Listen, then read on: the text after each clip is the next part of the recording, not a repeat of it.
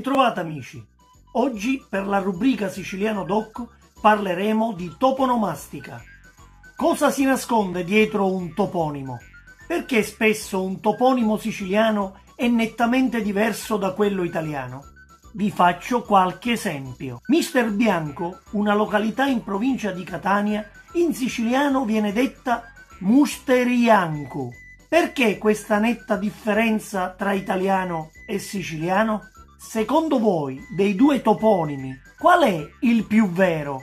È certamente quello siciliano, perché il siciliano è detentore di verità. I toponimi verso cui ci imbattiamo molto spesso non sono altro che delle rielaborazioni linguistiche per dare alle località maggiore prestigio. Sapete per esempio come viene detto Corleone in siciliano?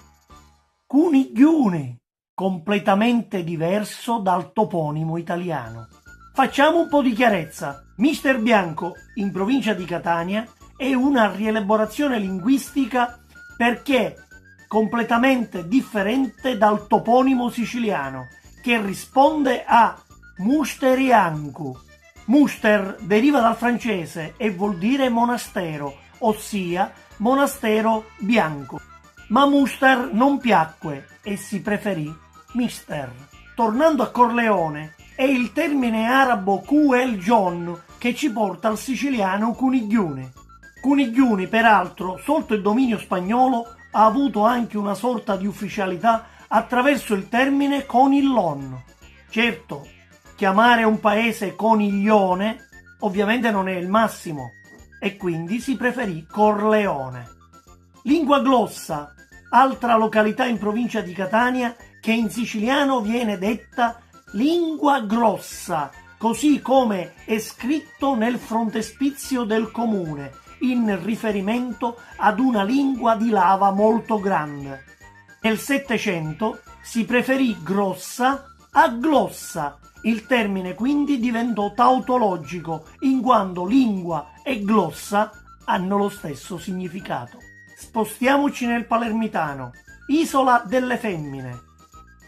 Diciamocela tutta, le femmine con l'isola non c'entrano niente. Ma c'entra invece un certo Afim, che era un sultano.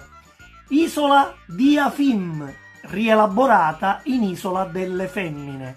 Un altro toponimo che rievoca il nome di Afim è per esempio Calatafimi nel trapanese, che significa per l'appunto castello di Afim.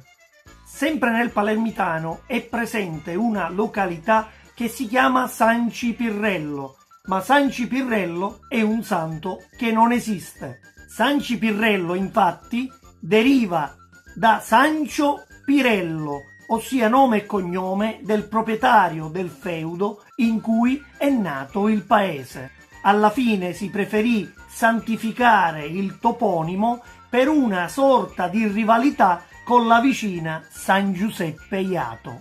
In provincia di Caltanissetta vi è una località che si chiama Castelluzzo Legnoso. Mi chiedo perché in siciliano la stessa località viene detta invece Castigliuzzu Lagnusu. L'aggettivo lagnuso viene dato dalla infertilità della terra. A questo punto, per non sminuire il territorio, si preferì legnoso a lagnuso. Insomma, ci sono un'infinità di toponimi che sono delle rielaborazioni linguistiche allo scopo di dare maggiore prestigio alla località. Sono quelle rielaborazioni che i linguisti hanno definito paraetimologie o pseudoetimologie. In provincia di Messina vi è una località chiamata Rometta, ma nel siciliano la stessa località viene invece chiamata Rimetta o Rametta. Rimetta che viene dal greco erimata, visto che è stata una colonia bizantina, e Rametta invece un termine contaminato dall'arabo. Nessuno dei due toponimi siciliani è affine con Rometta, che si preferì in un secondo tempo come metafora di piccola Roma. Sempre a Messina la stessa cosa la dobbiamo dire nei confronti di Troina, che in siciliano viene detta traina. Come mai c'è questa differenza tra italiano e siciliano? Traina viene dal latino tragena, questo è il toponimo siciliano, ma si preferì Troina come metafora di piccola Troia. Spero, cari amici, di avervi incuriosito ancora una volta con la rubrica Siciliano Doc, con questo argomento che tratta la toponomastica siciliana. Facciamo più attenzione ai nomi delle città in cui ci troviamo anche per caso, perché dietro i toponimi c'è sempre una storia, una derivazione che è veramente bello poter sapere. Ciao a tutti, ci vediamo mercoledì prossimo.